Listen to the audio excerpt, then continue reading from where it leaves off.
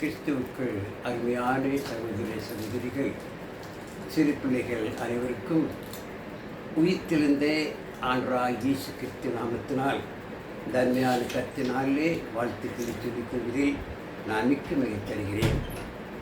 எனக்கு அன்பார்ந்தவர்களே, மீண்டுமாக இந்த அருமையான கர்த்தனாலே நாம் அனைவருமாக ஒன்று கூடி பரலோகத்தின் தேவனை ஆவியோடும் உண்மையோடும் சாக்கித்து பெற்றமைக்காக நாம் தேவனுக்கு நாம் நன்றி செலுத்துவோம். இப்பொழுது நாம் ஒரு பாடலை பாடி நாம் கர்த்தருடைய வசனத்துக்கு நாம் கடந்து செல்வோம். நம்முடைய பாடல் புத்தகத்தில் 162வது பாடல், திருக்கரத்தால் தாங்கி என்னை திருச்சித்தம் போல் நடத்தின ஒரு பாடலை பாடுவோம். திருக்கரத்தால் தாங்கி என்னை திருச்சித்தம் போல் நடத்திடுமே, குயவன் கையில் களிமண்ணான் அனுதினம் நீர் வதைந்திடுமே, குயவன் கையில் களிமண்ணான் அனுதினம் நீர் வதைந்திடுமே, வசனம் தியானிக்கையில் இதயமதில் ஆறுதலே, காரிருளில் நடக்கையிலே தீபமாக வழி நடத்தும், காரிருளில் நடக்கையிலே தீபமாக வழி நடத்தும், திருக்கரத்தால் தாங்கி என்னை திருச்சித்தம் போல் நடத்திடுமே, குயவன் கையில் களிமண்ணால் அனுதினம் நீர் வதைந்திடுமே, குயவன் கையில் களிமண்ணால் அனுதினம் நீர் வதைந்திடுமே, ஆழ்கடலில் அலைகளினால் அசையும் போது என் படகில் ஆத்ம நண்பர் இயேசு உண்டே, சேர்ந்திடுவே அவர் சமூகம், ஆத்ம நண்பர் இயேசு உண்டே, சேர்ந்திடுவே அவர் சமூகம், திருக்கரத்தால் தாங்கி என்னை திருச்சித்தம் போல் நடத்திடுமே, குயவன் கையில் களிமண்ணால் அனுதினம் நீர் வதைந்திடுமே, குயவன் கையில் களிமண்ணால் அனுதினம் நீர் வதைந்திடுமே, அவன் நமக்காய் ஜீவன் தந்து அழித்தனரே, இந்த மீட்பு கண்களினால் காண்கிறேனே, இந்த காணாம் தேசமதை கண்களினால் காண்கிறேனே, இந்த காணான் தேசமதை, திருக்கரத்தால் தாங்கி என்னை திருச்சித்தம் போல் நடத்திடுமே, குயவன் கையில் களிமண்ணால் அனுதினம் நீர் வதைந்திடுமே, குயவன் கையில் களிமண்ணால் அனுதினம் நீர் வதைந்திடுமே. நாம் யாவரும் கண்களை மூடி பரலோகத்தின் தேவனை நோக்கி நாம் ஜெபித்து நாம் கர்த்தருடைய வசனத்துக்கு கடந்து செல்வோம், ஜெபம் செய்வோம். இரக்கம் மிகுந்த எங்கள் பரலோகத்தின் தூய பிதாவே, அன்பிற்கும் அரவணைக்கும் பாத்திரமானவரே, இந்த நாளும் நாங்கள் உம்முடைய பிள்ளைகளாக ஒன்று கூடி பிதாவே, நாங்கள் உண்மை யாவையோடு உங்கள் தொழில் சாக்கி எங்களை தொழிலுக்காக நன்றியோடு கொடுத்திருக்கிறோம். இப்பொழுது கூட உமது வார்த்தைகள் நாங்கள் தியானிக்கப் போகிறோம். பிதாவே, நாங்கள் உமது வசனங்களை ஆராய்ந்து பார்க்கும் பொழுது நாங்கள் சுயமாக சொந்தமாக எதையும் பேசாமல் பசுத்தாவியானவர் எங்களுக்கு சொன்னபடி கற்றிட்டபடி நாங்கள் பேசத்துக்கு எங்களுக்கு வேண்டிய லாபத்தாசி தாரம் கேட்டுள்ளத்தி திறந்தரலும் இயேசுவை நாம் செபிக்கிறோம் நல்ல பிதாவே ஆமென். எனக்கு அன்பார்ந்தவர்களே, இந்த நாளிலே கூட ஆண்டவராகிய இயேசு கிறிஸ்து ஊழியம் செய்த காலத்தில் அவர் தம்மை அறிமுகப்படுத்தும்படியாக அவர் ஜீவனுள்ள தேவகுமாரன் என்பதையும் அவர் மூலமாக நாம் நித்திய ஜீவனை பெற்றுக்கொள்ள வேண்டும் என்பதற்காக இந்த உலகிலே மக்கள் மத்தியில் அநேக அடையாள அற்புதங்களை செய்தார். எனக்கு அன்பார்ந்த ஆண்டவராகிய இயேசு கிறிஸ்து செய்த அற்புதம் தந்திரத்தினாலோ மந்திரத்தினால் அல்ல. அவர் செய்த அற்புதங்களை அநேக ஜனங்கள் பார்த்து அதற்கு சாட்சி சொன்னார்கள். அவர் செய்த அற்புதம் அவ்வப்பொழுதே நடந்ததை பாருங்கள். காலம் தாமதமாக இல்லாதபடி அவருடைய அற்புதம் விசித்திரமாக ஆச்சரியமாக நடந்தது. அவருடைய அற்புதத்துக்கு நாம் தான் சில ஆராய்ந்து பார்க்கலாம். இயேசு கிறிஸ்து உலகத்தில் வந்த நோக்கமே பாருங்கள், உலகில் இருக்கிற அனைத்து மக்களும் பரலோகத்தை நாட வேண்டும், தேவ பிள்ளையாய் மாற வேண்டும் என்பதற்காகவே ஆண்டவராகிய இயேசு கிறிஸ்து உலகத்தில் வந்தார். 1 தீமோத்தேயு 1:15 வாசிக்கும் பொழுது பாருங்கள், பாவிகளை இரட்சிக்க கிறிஸ்து இயேசு உலகத்தில் வந்தார் என்பது உண்மையான காரியமாக இருக்கிறது. பாருங்களாம், பாவத்திலே ஜீவிக்கிற மக்களை, அதாவது பிசாசின் பிடியிலே இந்த உலகத்திலே ஜீவிக்கிற மக்களை பாதுகாக்கும்படியாக இரட்சிக்கும்படியாக ஆண்டவராகிய இயேசு கிறிஸ்து இந்த உலகத்தில் வந்தார். அதே போல லூக்கா 19:10 வாசிக்கும் பொழுது, இழந்து போனதை தேடவும் ரட்சிக்கணுமே ஆண்டவராகிய இயேசு கிறிஸ்து இந்த உலகத்தில் வந்தார். ஆமரிமார்களே, ஆண்டவராகிய இயேசு கிறிஸ்து தேவன் அனுப்பின நோக்கமே பாருங்கள்.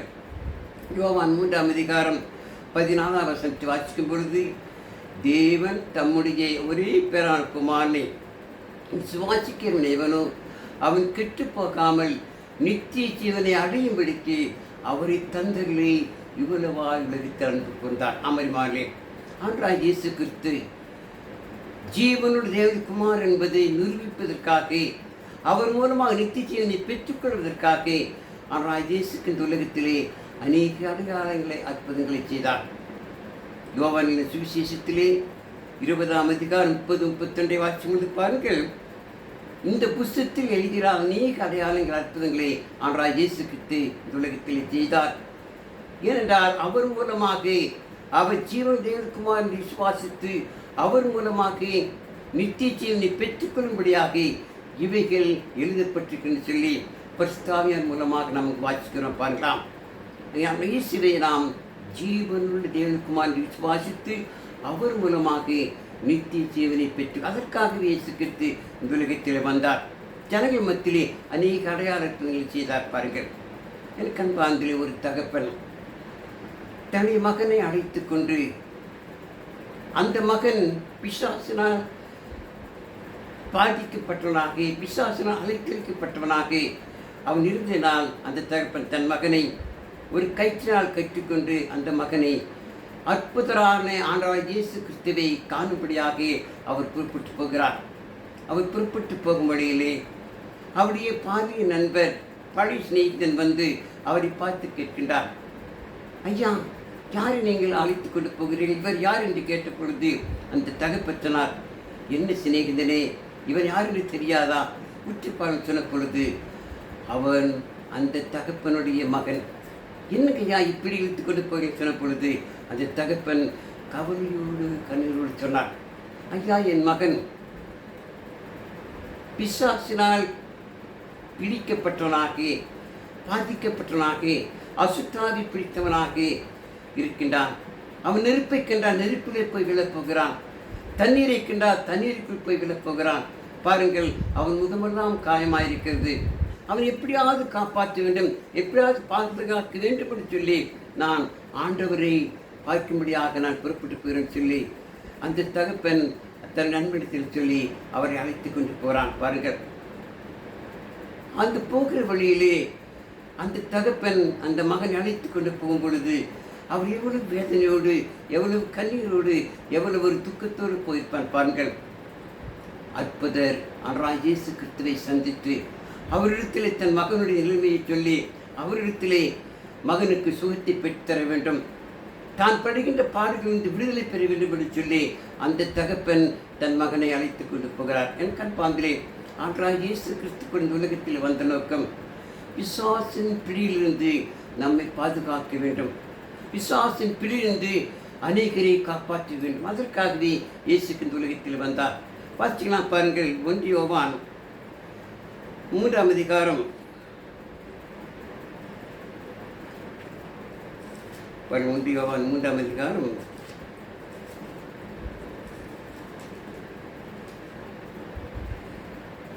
8வது வசனத்தை வாசிக்கலாம் பாருங்கள். பாவம் செய்கிறவன் பிசாசினால் உண்டாயிருக்கிறான், ஏனெனில் பிசாசானவன் ஆதி முதல் பாவம் செய்கிறான். பிசாசுடைய கிரியைகளை அழிக்கும்படிக்கு தேவனுடைய குமாரன் வெளிப்பட்டாராம். ஆரம்ப காலம் முதல் மனிதர்களை பிசாசு வஞ்சித்து கொண்டு ஏமாற்றிக் கொண்டிருக்கிறான். இந்த பிசாசின் பிழை ஜனங்கள் சிக்கி தவித்துக் கொண்டிருக்கிறார்கள். இந்த பிசாசின் பிழையிலிருந்து அவர்களை பாதுகாக்க வேண்டும்.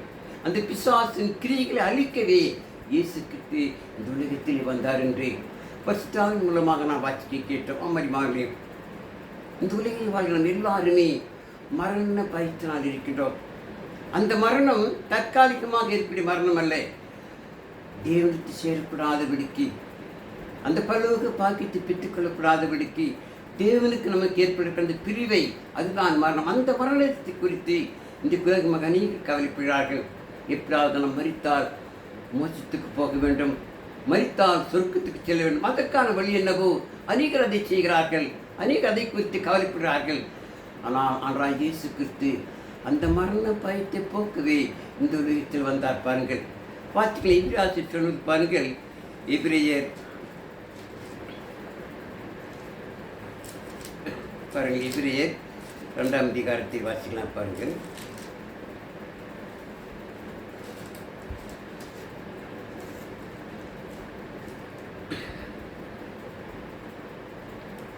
இப்போ 2ஆம் அதிகாரம் 15-16 வாசிக்கலாம் பாருங்கள். 14 அதனால் பிள்ளைகள் மாம்சத்தையும் இரத்தத்தையும் உடையவர்களாயிருக்க அவரும் அவர்களைப் போல மாம்சத்தையும் இரத்தத்தையும் உடையவரானார். மரணத்திற்கு அதிகாரியாகி பிசாசானவனை தமது மரணத்தினாலே அழிக்கும்படிக்கும் ஜீவ காலமெல்லாம் மரண பயத்தினாலே அடிமைத்தனத்திற்குள்ளானவர்கள் யாவரையும் விடுதலை பண்ணும்படிக்கும் அப்படியான ஆண்டவராகிய இயேசு கிறிஸ்து நம்மை போலவே மாம்சமாக இருந்தார். நம்மை போலவே அவருக்கு உணர்வுகள் இருந்தது, நம்மை போலவே அவருக்கு சரீரம் இருந்தது. அப்படிப்பட்ட ஆண்டவர், அப்படிப்பட்ட தேவகுமாரன் நமக்காக இந்த பூவுலகில் செய்தார். சிலுவை சுமந்து தன்னை அர்ப்பணித்தார் பாருங்கள். எனக்கு கண்பார்த்தையில் நாம் வானத்தை நோக்கி நட்சத்திரங்களை பார்க்க வேண்டாம், வானத்தை நோக்கி சூரியனை பார்க்க வேண்டாம். ஆனால் இயேசு கிறிஸ்து நமக்காகப்பட்ட பாடுகளை நாம் பார்க்கும்படியாக அந்த கொல்கத்தா மலையை நோக்கி பார்ப்போம். இயேசு கிறிஸ்து சிலுவை சுமந்த காட்சியை பார்ப்போம். அமரிமாறி நமக்காக தம்மையை ஒப்பு கொடுத்தார். நம்முடைய பாவங்களை நிவர்த்தி செய்யும்படியாக, நாம் பாவத்திலிருந்து விடுதலை பெற்று பரிசுத்தமாகி பரலோகத்து தேவனோடு சேரும்படியாக ஆண்டவராகிய இயேசு கிறிஸ்து தன்னை ஒப்பு கொடுத்தார் பாருங்கள். பிலிப்பியர் 2ஆம் அதிகாரம் 8வது வசனத்தை வாசிக்கும் பொழுது இப்படியாக்குகிறார் பாருங்கள். பிலிப்பியர் பாருங்கள். அவர் மனுஷரூபமாய் காணப்பட்டு மரண பரியந்தம், அதாவது சிலுவையின் மரண பரியந்தம் கீழ்ப்படிந்தவராகி தம்மைத்தாமே தாழ்த்தினாராம். நமக்காக அவர் தம்மைத்தாமே தாழ்த்தினார். அப்படிப்பட்ட இயேசு கிறிஸ்துவை காணும்படியாக, அப்படிப்பட்ட இயேசுவை பார்த்து தன்னுடைய மகனுடைய நிலைமையை சொல்லி மகனுக்கு விடுதலை பெற்று தரும்படியாக இந்த தகப்பன் பொறுப்பட்டு கூறார் பாருங்கள். வாசிக்கலாம். மார்க்கு சுவிசேஷம் 9ஆம் அதிகாரத்திலே நாம் இந்த சம்பவத்தை பார்க்கலாம். மார்க் 9ஆம் அதிகாரம் 17 முதல் 27 வரை வாசிக்கலாம் பாருங்கள். அப்பொழுது ஜனக்கூட்டத்தில் ஒருவன் அவரை நோக்கி, போதுகிறே, ஊமையான ஒரு ஆவி பிடித்து என் மகனை உம்மிடத்தில் கொண்டு வந்தேன். அது அவனை எங்கே பிடித்தாலும் அங்கே அவனை அலக்களிக்கிறது. அப்பொழுது அவன் நுரை தள்ளி பல்லை கடித்து சோர்ந்து போகிறான். அதை துரைத்து விடும்படிய சீசரிடத்திலே கேட்டேன், அவர்களால் கூடாமல் போயிற்று என்றான். தன் மகனை குறித்து எவ்வளவு கவலையோடு எவ்வளவு துக்கத்தோடு பாருங்கள். என்னுடைய மகனுக்கு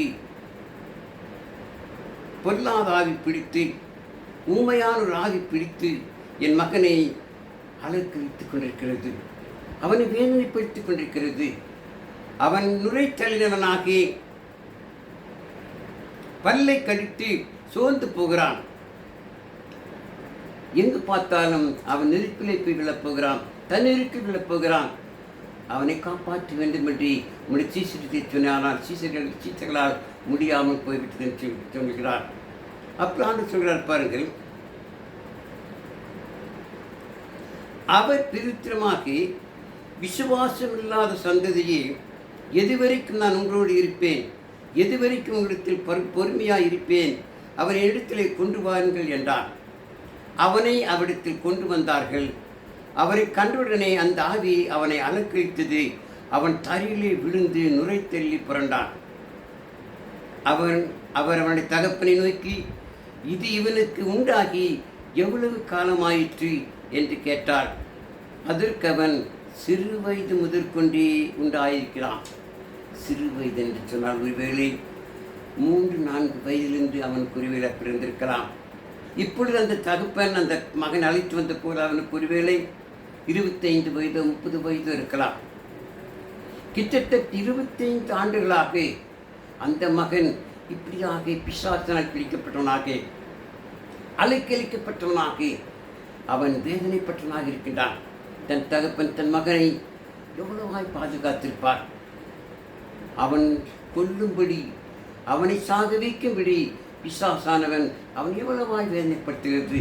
நெருப்பிலே தள்ளி விடுகிறான், தண்ணீருக்குள் போய் விழுகிறான். இதெல்லாம் பிசாசு, அவனாக போகவில்லை. அந்த அசுத்தாவி அவனை எப்படி செய்கிறது. சிறு வயது முதற்கொண்டு சொன்ன பொழுது கிட்டத்தட்ட 20 வயதுக்கு மேல் அவன் அப்படியாக கருத்துக்கள் பாடுகைப்பட்டிருக்கிறான் பாருங்கள்.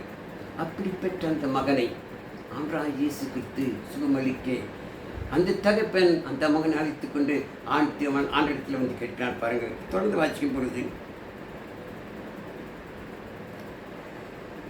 இவனை கொல்லும்படிக்கு அது அநேகம் தரம் தீயிலும் தண்ணீரிலும் தள்ளிற்று.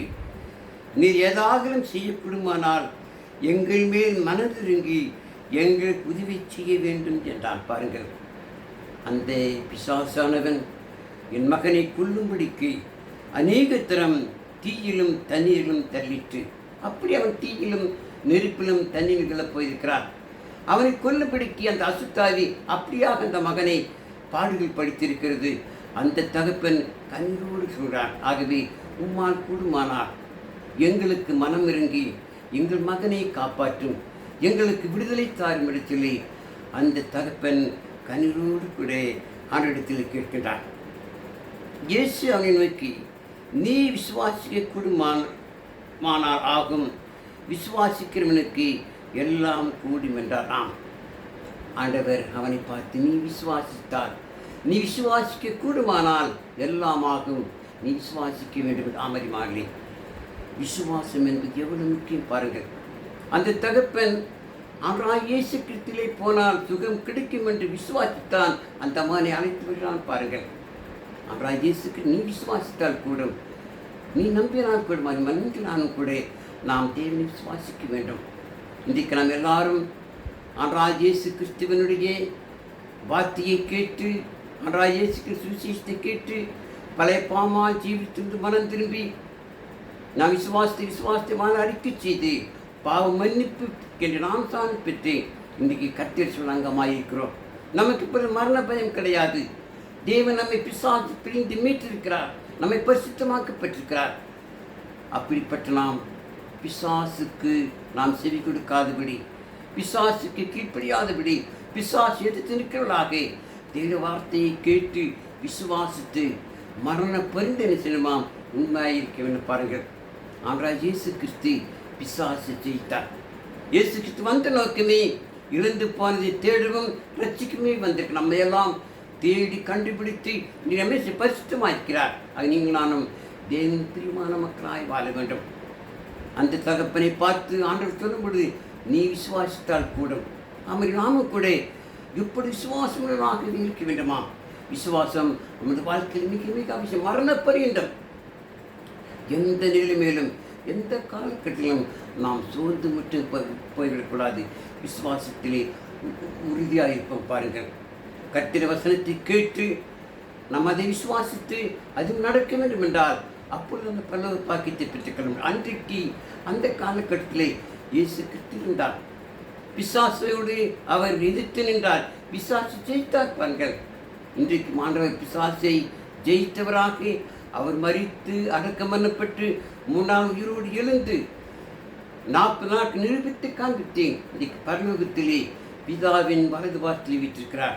நமக்காக பரிந்து பேசிக் கொண்டிருக்கிறார். பிசாசு ஜெயித்தவராக நீங்கள் நான் கூட பிசாசை ஜெயித்தவராக பிசாசின் பிள்ளையிலிருந்து நாம் காப்பாற்றப்பட்டு நமக்கு மரண பயம் இல்லாமல் தேவ பிள்ளையாக மாற்றப்படுகிறோம், மாற்றியிருக்கிறோம். ஆகிய நம்ம மரண பந்துமையாக இருப்போம். பாருங்கள், அந்த தகப்பன் நான் விசுவாசிக்கிறேன். நீங்கள் பாருங்கள், தகப்பன் சொல்கிறார். உடனே பிள்ளையின் தகப்பன் விசுவாசிக்கிறேன் ஆண்டவரே, என் அவிசுவாசம் நீங்கும்படி உதவி செய்யும் என்று கண்ணீரோடு சத்தமிட்டு சொன்னான். நீ சுவாசிக்க கூடுமானால் நீ நடக்கும், நீ சுவாசிக்கிறாய் என்று கேட்ட பொழுது ஆண்டவரே விசுவாசிக்கிறேன், என் அவிசுவாசம் நீங்கும்படியாக என் மகனுக்கு சுகத்தை தாரும், எங்களை காப்பாற்றும் என்று சொல்லி தனக்காக, தன் குடும்பத்திற்காக, தன் மகனுக்காக மனமிறங்கி அவன் கண்ணீரோடு கேட்கிறார். அந்த தகப்பன் தன் மகனுக்காக மாத்திரமல்ல, தனக்காக தன்னுடைய கவலைகள் கஷ்டம் நீங்கும்படியாக கடந்த 20-25 ஆண்டுகளாக என் மகனோடு பட்ட அவதி பாடுகள் கவலைகள் நீங்கும்படியாக மனம் இறங்கி என் மகனுக்கு சுகத்தை தாரும் என்று கேட்கிறான். பாருங்க, அடுத்த வசனத்தை வாசிக்கும் பொழுது, அப்பொழுது ஜனங்கள் கூட்டமாய் ஓடி வருகிறது இயேசு கண்டு அந்த அசுத்தாவியை நோக்கி, ஊமையும் செவிடுமான ஆவியே, இவனை விட்டு புறப்பட்டு போ, இனி இவனுக்குள் போகாது என்று நான் உனக்கு கட்டளைகிறேன் என்று அதை அதற்றினாராம். அந்த ஊமையான ஆவி, அந்த அசுத்தாவியை ஆண்டவராகிய இயேசு கிறிஸ்து அதற்றினார். இவனை வீட்டில் புறப்பட்டு போ என்று சொல்லி, இவனை நீ அலைக்கழிக்காதே, இவனை துன்பப்படுத்தாதே, இவனை வீட்டு புறப்பட்டு போ என்று சொல்லி ஆண்டவர் அந்த பிசாசு துரத்தினார், விரட்டினார், அதற்றினார். பாருங்கள்,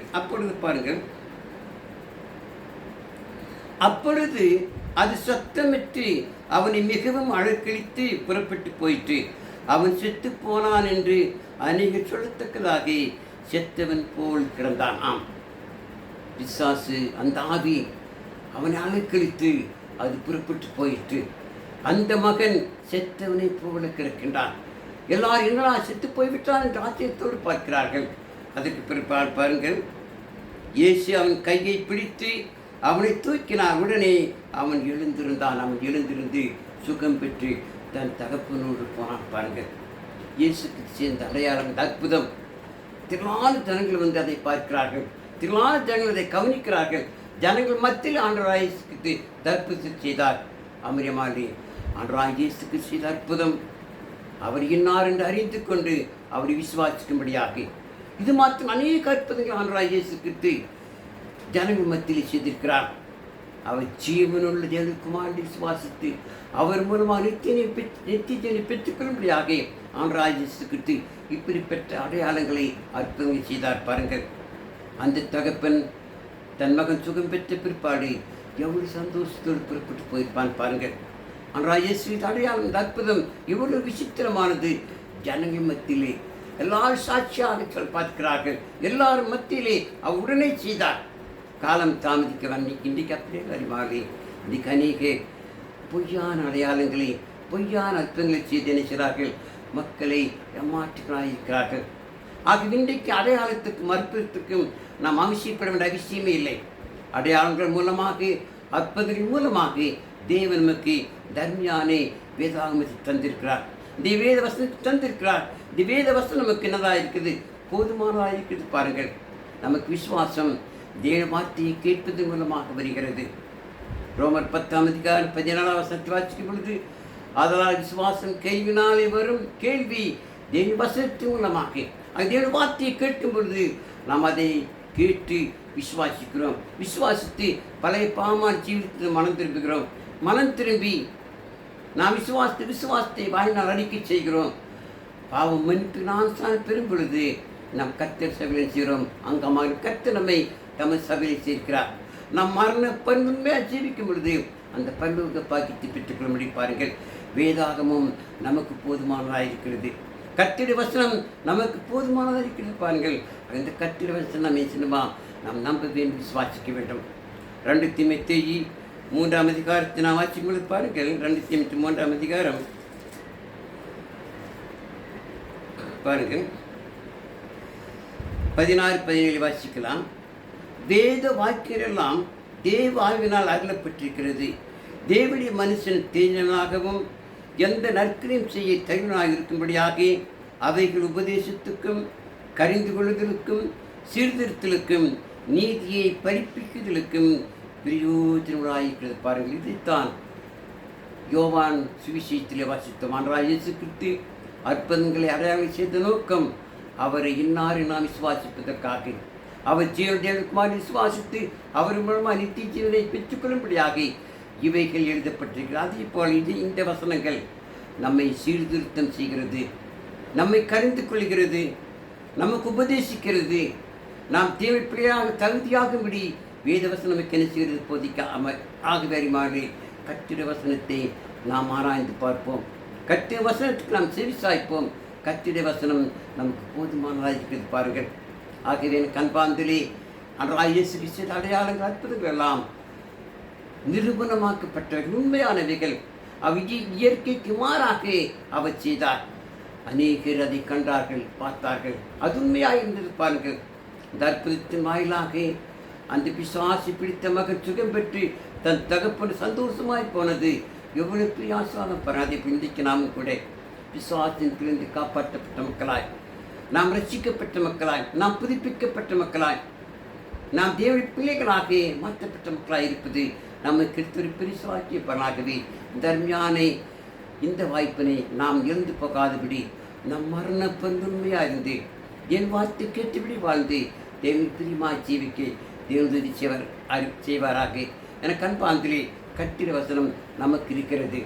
நாம் வாரம் தவறாமல் வந்து கர்த்தர் தொழிலில் பங்கு பெற்று நல்ல பாடல்களை பாடவும், ஜெபிக்கவும், கர்த்தருடைய வசனத்தை தியானிக்கவும், கர்த்தருடைய பந்தில் பங்கு பெறவும், கர்த்தருக்கென்று கொடுத்து நாம் தொடர்ந்து அவருக்கு பிரியமாக ஜீவிப்போம் என்று சொன்னார். தேவன் நம்மை என்ன செய்வார்? நம்மை பலப்படுத்துவார். நம் மூலமாக அநேக ஆத்துமாக்களை ஆதாயப்படுத்துவார். அப்படிப்பட்ட மக்களாக வாழ்ந்து தேவனுக்கு பிரியமாக ஜீவிக்க தேவன் உதவி செய்வாராக. தேவன் இந்த வசனத்தையும் கேட்டு நம் அனைவரும் ஆசிரிப்பார். கண்பார்த்த கவனத்துக்கு என் நன்றியை நான் சொல்லுகிறேன். என் கண்பாந்திலே இதை கேட்க நீங்களும் கூட என்ன செய்யுங்கள், மற்றவர்கள் கேட்கும்படியாக சப்ஸ்கிரைப் பண்ணுங்கள். ஜெபம் செய்வோம். இறக்கு மிகுந்த எங்கள் பரலோக பிதாவே, இந்த நாளும் உமது வார்த்தைகளை, உமது வசனங்களை நாங்கள் ஆராய்ந்து பார்க்க நீர் கொடுத்த இந்த மேலான கிருபிக்காக நன்றியோடு கொடுத்திருக்கிறோம்.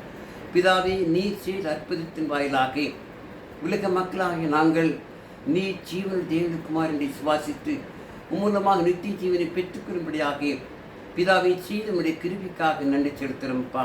நீர் கொடுக்கப்பட்டது வேத வசனத்தை நாங்கள் தியானிப்பதிலே, அதே நடப்பதிலே எங்களுக்கு நல்ல நாணத்தை அறிவித்தாரும். கூடி வந்திருக்கிறீர்கள் ஆசிரித்து காத்துக்கொள்ளும். தொடர்ந்து கிருபிக்கு மறுத்துக்கொள்ளும். எங்கள் பாவ குற்றவாக மன்னியும். இவை அனைத்தையும் எங்கள் அருமையான ஆண்டவர் இயேசு கிறிஸ்துவின் விலையேற பெற்ற நாமத்தில் கெஞ்சி மன்றாடுகிறோம் எங்கள் ஜீவ நல்ல பிதாவே. ஆமென்.